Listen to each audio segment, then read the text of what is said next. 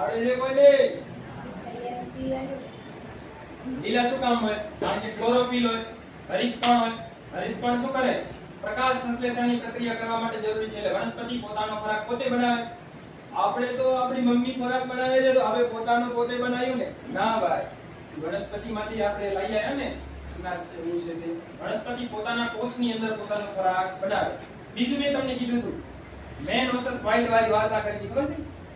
યાદ હોય તો દરિયાનું પાણી થોડી પીવે તો કોષ મરી જાય. શું કામ? કારણ કે દરિયાનું પાણી કેવું છે?